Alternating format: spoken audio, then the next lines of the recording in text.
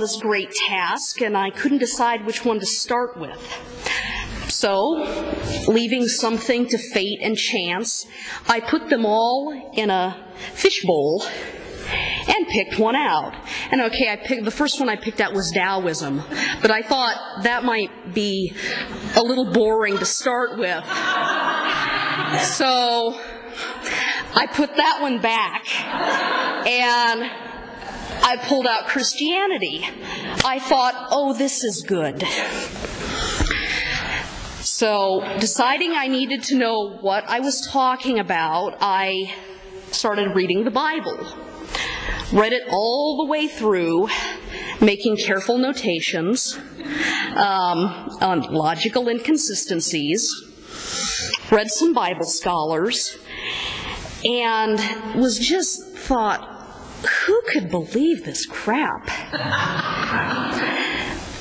But then something started happening. See, at the same time, I also decided it was time to pick a new philosopher to read. So, not deciding which one to pick, I again put 5 that I thought might be interesting and randomly picked one out. Soren Kierkegaard, also known as the Gloomy Dane.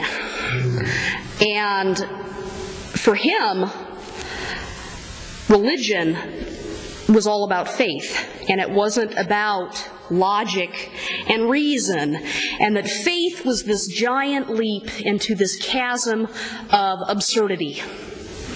And the only way that he said that you could deal with faith is to just say right away that it was totally absurd and not rational.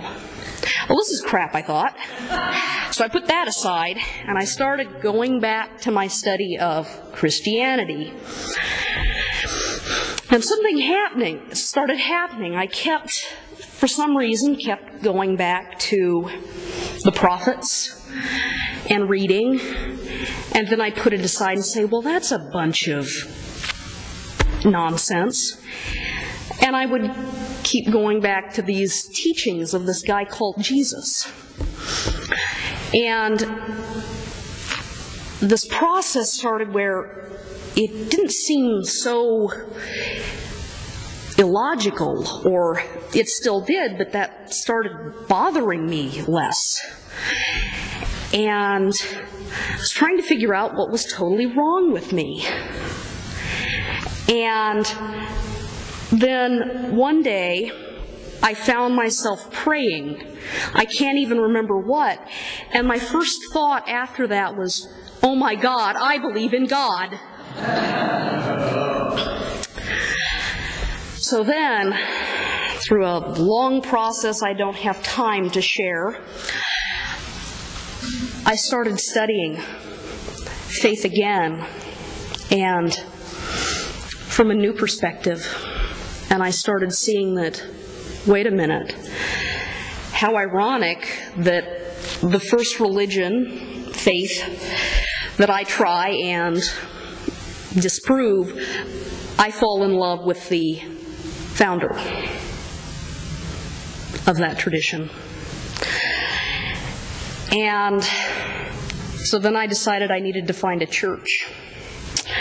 So the first church I stepped into was a disciples' church. I decided to pick the one I'd never heard of, hoping that it wouldn't be a scary fundamentalist one.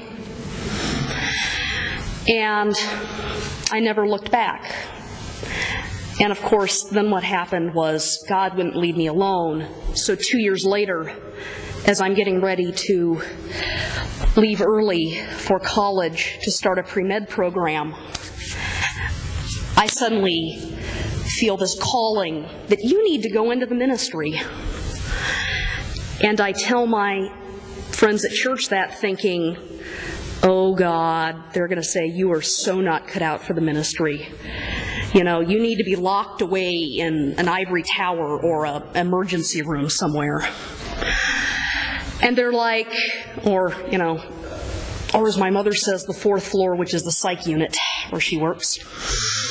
And they're like, oh, well, you're a little slow on the uptake. We're finally glad that you figured out that you were called to ministry. And so I went to college, and then did all that and ended up here at Pacific School of Religion. You know, and through all, one of the constant struggles I've had is I feel in myself this great gulf between my head and my heart.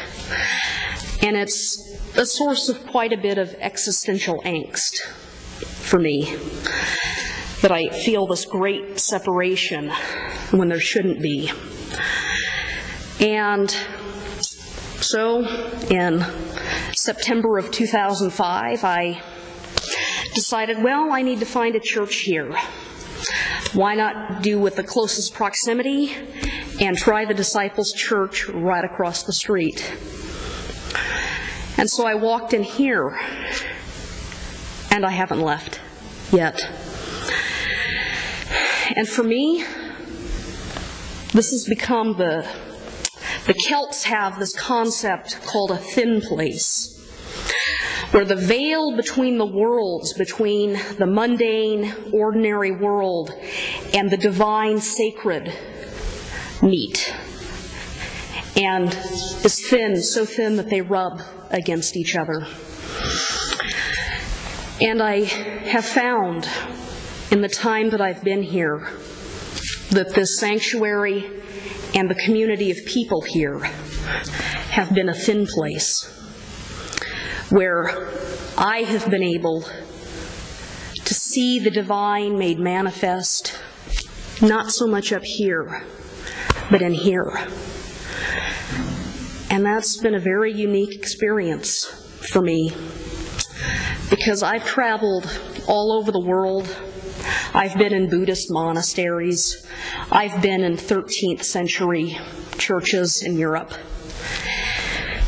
And I haven't replicated the feeling that I get when I'm here amongst the people. And when I leave this place, it's not up here, but it's what my heart remembers. And what this place has helped me to see is that there is no great gulf between the head and the heart, but the head and the heart and the soul are one. And this place and these people, you've all allowed me to see that and to feel that in my heart, in my soul, and even a little bit in my head. So I thank you all for that.